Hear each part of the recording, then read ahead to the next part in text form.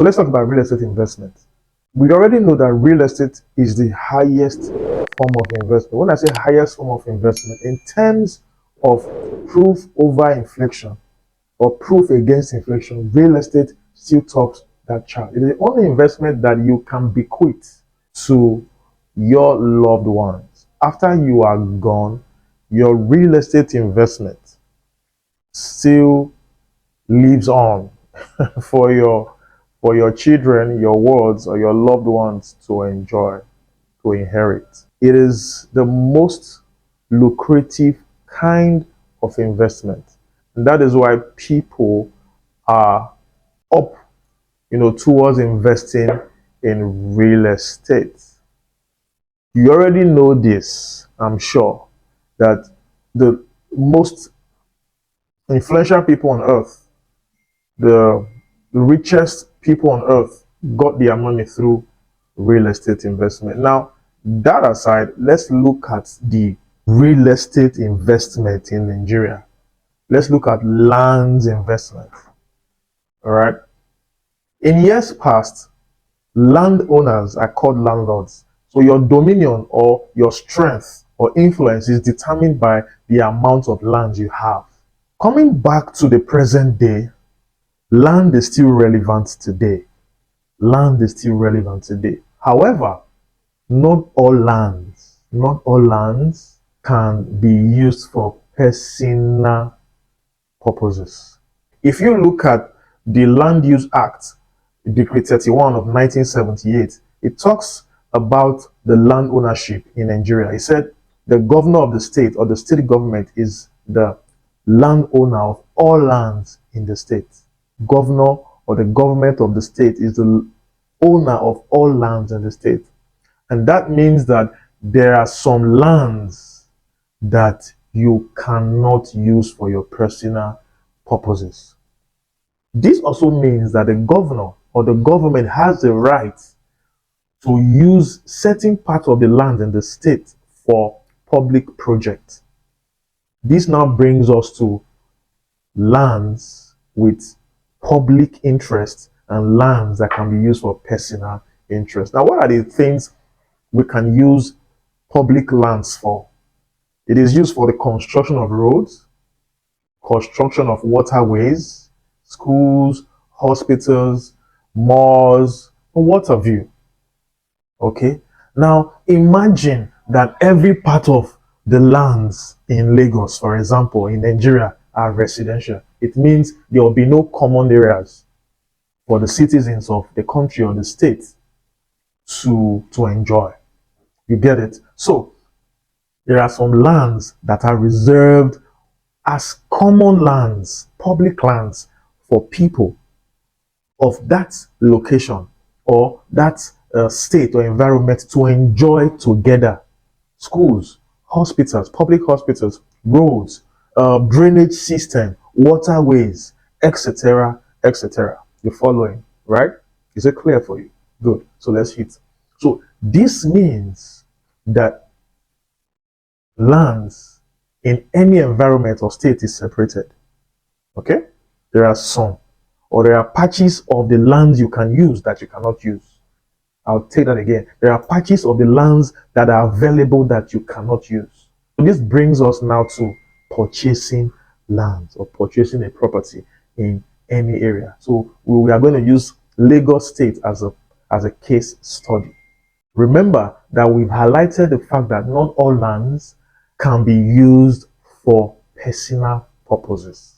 So when, as an investor, you are engaging in a real estate transaction, you must ask one question or a couple of questions. Chief of that will be, is this land committed? Now, when you heard that a land is committed, it means that that land has the interest of the government. It means that that land has a public project tied to it. It means that the government has use for that land. Of course, government cannot have use for a land for personal purposes. You get my point? Although in some cases I've heard that government, have their way of changing these things. But let's not let's look at the best practice. All right, let's look at the best practice.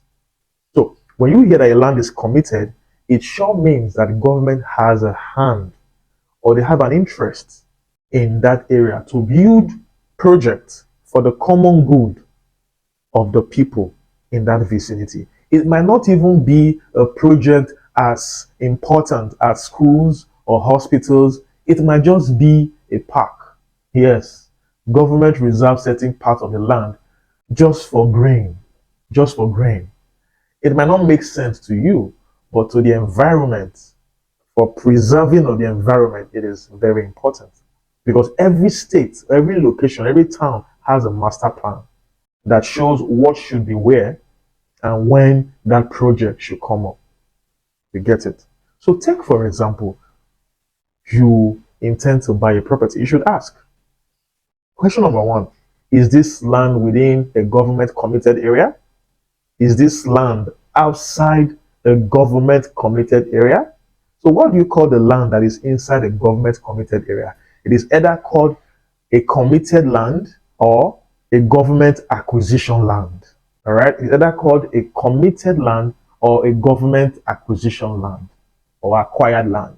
If it is outside the committed area, it means that that land is free for you, an investor, to buy because it is outside government committed area.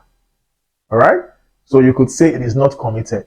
You could say it is not government acquired or it's not under government acquisition. So these are the two things you must know. So I'll take us back to the Land Use Act that says that the government or the governor is the sole owner of every land in the state. Yes, you purchase that land with your money, but the government has the right of ownership of that land. We'll talk about this in another video, but let's just dwell and focus on the committed and non-committed parts. After you have asked that question and you've gotten your answer, take away that three. There are two ways you can get the right answer, and one of which is to go to your local land and survey office, lands and survey office, or your lands and survey bureau to check if that land is in a government committed area. And for you to arrive at that answer, one thing you should do is to take the coordinates of that land in a particular location to the Lands and Survey Bureau in your location. Now, why do you do that? The Lands and Survey Bureau or office or secretariat, as the case may be, has the information of the lands in that location or of the state. So every land is registered. Every land has an information in the Lands Bureau. So it's important you take those documents there or the coordinates of you took from the land to the Lands Bureau to check the actual position or zoning of your land. Peradventure, you realize that your land is in a committed area, I will advise you not to buy. Why? Why should you not buy? Have you heard of the recent demolition in certain parts of Lagos? It is majorly because these people must have contravened the law in certain areas. Number one, either in building or buying land in a government committed area. Number two, it is most likely that they built on a water right of way. You see, it starts from the road, the land. It is very, very most likely that when they were purchasing that land, it showed that this very land is in the water right of way.